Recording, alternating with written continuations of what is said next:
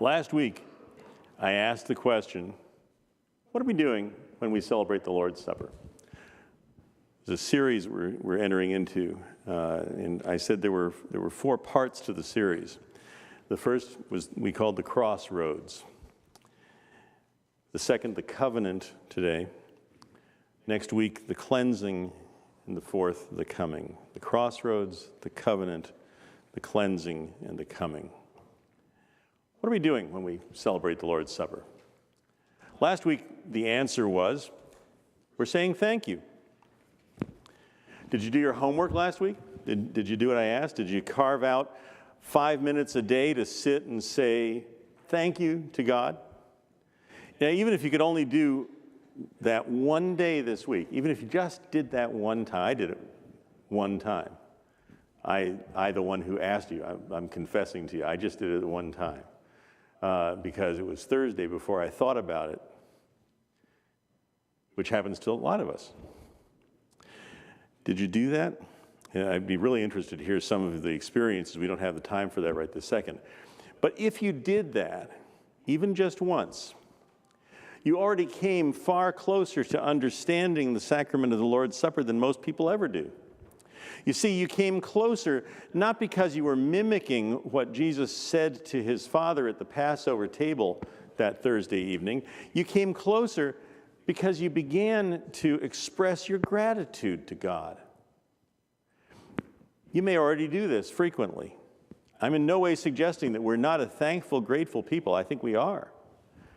But that's kind of the wash of who we are as a body.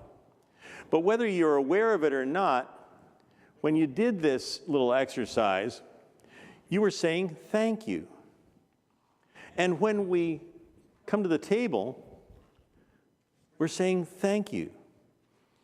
And what we did was we connected the thing we do at the table with an action we just did at home. And we connected our thanksgiving to what Jesus said he was doing for you. The crossroads is where you and I come together and say thank you together. Every Christian celebration of the meal, I'm going to call it the meal, because it has many names. Some churches call it the Eucharist. If you come from a Catholic background, you learn to call it the Mass, although properly speaking, there is word and table. They're part of the modern Mass. If you come from a congregational tradition, you might have heard it called communion. Sometimes we call it the Lord's Supper, Eucharist. But I'm going to call it the meal. Every Christian celebration of the meal begins with thanksgiving. It has to. It's not a small thing that we do this. If you're a Christian today, it is fully and only because Christ gave himself willingly. As the Apostle Peter puts it, the righteous for the unrighteous, that he might bring us to God.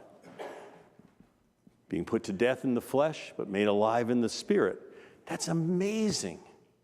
That's an amazing thing that Jesus did. And we should be thankful. That's the central truth of the Christian's confession. Paul puts it this way in 2 Corinthians 5. We have seen this many times this year. I keep running into this verse. For our sake he made him to be sin who knew no sin, so that in him we might become the righteousness of God. And just before that, in that same letter, Paul says, therefore, if anyone is in Christ, he is a new creation. The old has passed away. Behold, the new has come. All this is from God, who through Christ reconciled us to himself. Isn't that amazing? That should put a smile on your face. That should make you grateful. That should make you thankful every time you think of it. You and I were not just unwilling to be reconciled to God. The truth of the human condition is that you and I were unable to be reconciled to God. You couldn't do it on your own. It's not possible. And that's why Jesus did what he did. And that's where the crossroads of the Eucharist. The crossroads of the Eucharist. Eucharist is a Greek word that means thanksgiving. the Lord's Supper, communion, Eucharist begins. That's where the crossroads starts. Are you living a thankful, grateful life because of Jesus? That's what your homework from last week was designed to teach you. I can't preach it into you. I can't. Only Jesus can work it in you. We come together at the crossroads and we say, thank you, Eucharistica. We also come together at the crossroads and say, I got your back, no matter what. Did you know that's what a covenant is? That's what the church is. The church is people coming together at the crossroads, saying thank you to God, and then saying, I got your back no matter what. We talked a lot about covenant over the last 6 years that I've been your pastor. The reason is that making covenant with one another is the only way to understand church membership. Unless you want to treat your involvement with a local church as just another club you joined. But if Jesus really became sin for you and me, that's the ultimate expression of somebody who's got my back, isn't it? That Jesus became sin for me? It's the ultimate expression of somebody who has my back.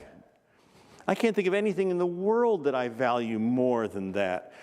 Paul says in Romans 5, while we were still weak, at just the right time, Christ died for the ungodly. For one will scarcely die for a righteous person, though perhaps for a good person one would dare even to die. But God demonstrates his love for us in this: while we were still sinners, Christ died for us. That's amazing. That's somebody who has my back no matter what. And he demonstrated it. That's called an unconditional covenant. God places no condition upon it. There's nothing that you or I could possibly do that would revoke what he did. It's an unconditional covenant. I've got your back even if you don't have mine. It's more than that. It's Jesus saying to us, I've got your back even though you don't have mine. Remember that. Seated at the table with Jesus at the final Passover meal were 12 men. One who betrayed him, one who denied him, 3 who couldn't stay awake to pray with him later that evening, and 9 who scattered like frightened sheep when the shepherd was struck. In every way that we could define unfaithful, in the 24 hours after Jesus picked up a loaf of bread from the table and likened it to his body, his followers were unfaithful. But it's an unconditional covenant. What Jesus did, it's unconditional. It doesn't change because of my faithfulness. All down through the history of Israel, God made covenants, conditional covenants with them. If you will do this, I will do this. We sometimes call the 39 books of the Old Testament the Old Covenant. But actually embedded in those books, there are at least 6, some people say 12, major covenants. God made covenant with Adam when he told him to rule over the animals and to tend the earth. He made covenant with Noah when he told him that he would never again destroy the earth with a flood. He made covenant with Abraham when he told him that through his descendants, all the nations on earth would be blessed. God made covenant with Moses when he gave Israel the law. God made covenant with Aaron, the priest, when he gave his descendants the priesthood. God made covenant with David when he made him king and told him that he would be an everlasting line. Possibly with the exception of the covenant with Moses, each of those covenants came with conditions. Not Moses, with Noah, sorry. I'll be your God, and you'll be my people. only be faithful. That's what he said in all of those covenants. Now here was Jesus, many years later, sitting with his disciples at a meal that recalls one of those covenants, and listen to what he said. And he took bread, and when he had given thanks, Eucharista, he broke it and gave it to them, saying, "This is my body, which is given for you. Do this in remembrance of me." And likewise the cup after they had eaten, saying, "This cup that is poured out for you," here it comes, "is the new covenant in my blood." A new covenant? Did Jesus really expect any greater follow-through from his followers after he died than God had seen from generation after generation of those who he had revealed himself to over the previous 2,000 years? Did God really expect that he was going to get more fidelity out of us than out of them? See, the law God gave to Israel begins with this command. It's in Deuteronomy chapter 6. "Hear, O Israel, the Lord our God, the Lord is one. You shall love the Lord your God with all your heart and with all your soul and with all your might. And these words I command you today shall be on your heart. You shall teach them diligently to your children, and shall talk of them when you sit in your house and when you walk by the way, and when you lie down and when you rise. You shall bind them as a sign on your hand, and they shall be as frontlets between your eyes. You shall write them on the doorposts of your house and on your gates." He's saying, people, spend 5 minutes a day with God. No, he's saying, people, spend your life with me. If only. Most of us can't even sit still for 5 minutes a day. That's not to make you feel guilty. It's just true of us. Can't sit 5 minutes a day to say thank you. It's hard. I put a kitchen timer on. It's hard to do. 5 minutes of anything, is hard unless you're interacting with your computer, and then 5 minutes goes away in a second. How can God expect us to do all of that? How can God expect us to give our entire life to him? Did you ever read C.S. Lewis's The Lion, the Witch, and the Wardrobe? It's one of my favorite books, probably my favorite book. So if you've read it, you'll understand what I'm about to say.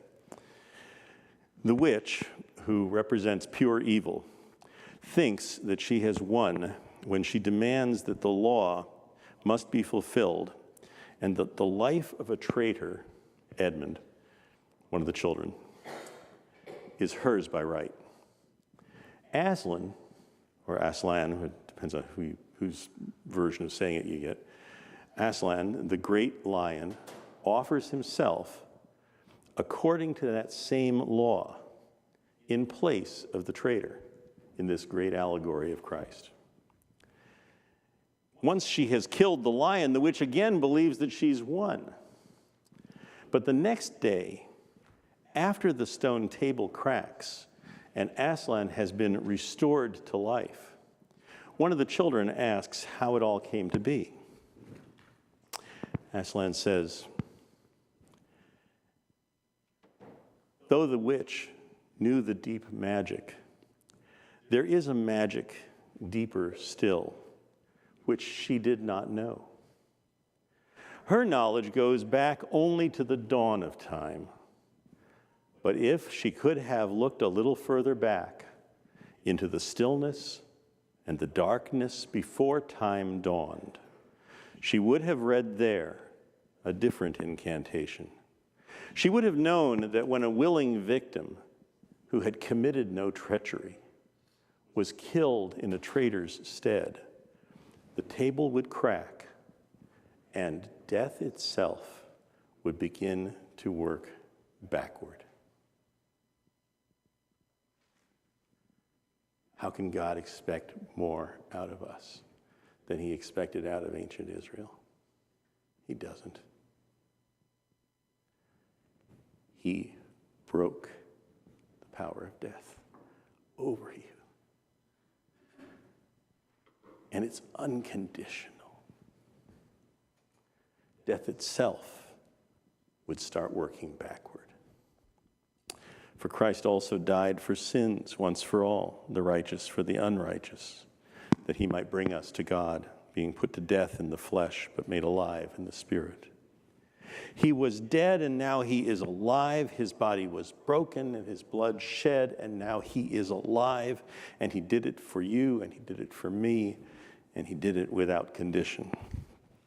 And that's what separates the old covenants from this new covenant. Jesus has got your back, no matter what. The prophet Jeremiah wrote this in chapter 31 of his great sweeping prophecy in the Old Testament. This is the deeper magic from before the dawn of time. For this is the covenant that I will make with the house of Israel after those days, declares the Lord. I will put my laws into their minds and write them on their hearts, and I will be their God, and they shall be my people. And they shall not teach each one his neighbor and each one his brother, saying, know the Lord, the conditional covenant. For they shall all know me, from the least of them to the greatest. For I will be merciful toward their iniquities, and I will remember their sins no more. Unconditional covenant, unconditional covenant. The writer to the Hebrews in the New Testament, speaking of Christ, recalls this prophecy in full. But he adds this. He says, in speaking of a new covenant, he makes the first one obsolete. And what's becoming obsolete and is growing old is ready to vanish away. And the whole sacrificial system of Israel ended with the destruction of the temple just a few years after Jesus' death. It was already beginning to fall apart. The old covenant has been made obsolete in Christ because a better covenant, a permanent covenant, has come into effect. Look what God did here in the passage I just read to you. He said, I will put my laws into their minds. God awakens the mind to know him. I will write my laws on their hearts. God awakens the heart to know him, to love him. They shall all know me, from the least of them to the greatest. God awakens the soul to desire him. I will be merciful toward their iniquities, and I will remember their sins no more. God awakens the strength to obey him. God awakens our mind to know him. He awakens our heart to love him. He awakens the soul to desire him, and he awakens the strength to obey him. Those are all impossibilities apart from what Christ did in this unconditional covenant. Don't you see? Christ fulfilled the whole law. Christ fulfilled all the covenants. Christ made the deeper magic from before the dawn of time and made death itself work backward for all who trust him. That's how he wrote the new covenant in his body and in his blood. When we come to the table, and we need to come with our bodies as well as with our minds, we begin saying, thank you. That's how it starts. We begin by saying thank you. And then week by week, we remember what we're thankful for, that Jesus has got my back no matter what. Now here I'm expressing my own convictions about how we do what we do. You don't have to agree with this, and we as a church will sort this all out and figure out what we're going to do. But you see, the various ways that people have, that they've come up with for celebrating the Lord's Supper, each highlights through a visual some aspect of what that church teaches about the sacrament. When a priest delivers the bread and the cup directly to the believer, it highlights the teaching that Jesus has got the back of the whole church and that the priest is a human stand-in for Jesus. Jesus saying, I got your back. When churches pass the plate, and that's been our habit here on Sunday mornings, we're saying, Christ has my back, and collectively, we all have one another's back. Because we all eat and drink in unison, right?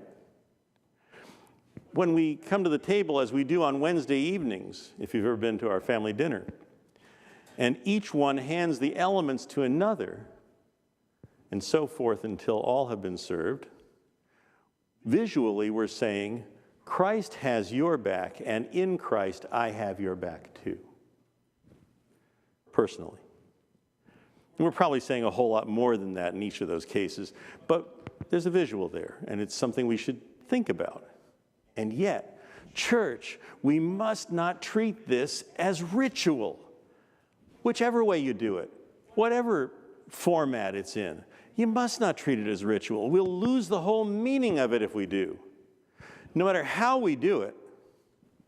Because we're human, and human emotions cannot remain at one level forever. One thing's true. We are unable to experience this meal as deep and meaningful and emotional, every one of us, every time we come. It's just not going to happen. But we must not treat it as ritual either. We mustn't let it devolve into that. If we will simplify, and that's what I'm trying to do here, if we'll simplify what we're doing and see communion, the Lord's Supper, the Eucharist, whatever you want to call it, if we would see that as a weekly reminder, and there I'm giving my own conviction again away, I believe that we should be doing this every week, every time we gather for worship. That's my own personal conviction. The church has to make a decision about that.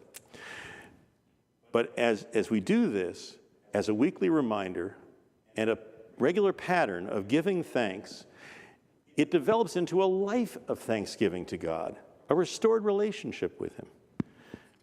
And we come not just willingly, but we come eagerly to the table.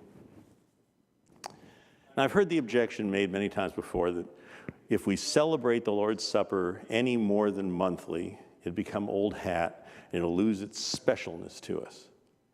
But the very thing that makes the Lord's Supper a sacrament, that God is communicating grace to us in a vital and real way in the meal, makes it more than just a weekly exercise.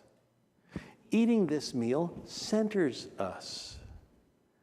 It's more than just a reminder and a perfunctory thank you. It is God making and keeping His covenant with us through Christ. Are you living the covenant that God made? Saying the words, thank you, and I got your back, that's not good enough. You have to live it. So, here are questions for you to ponder. Am I living a thankful, grateful life toward God and with my neighbor? Is that the content of my life? Has Jesus changed me so that I'm living a thankful and grateful life?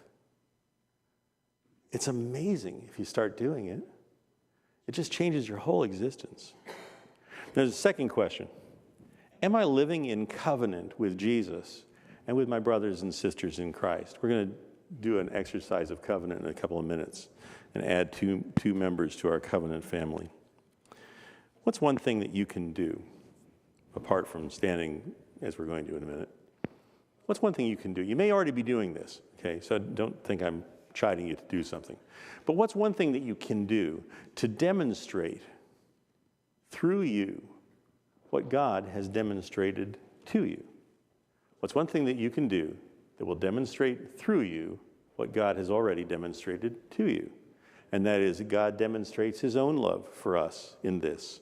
While we were still sinners, Christ died for us. In other words, what's a way in which you can demonstrate covenant to another sinner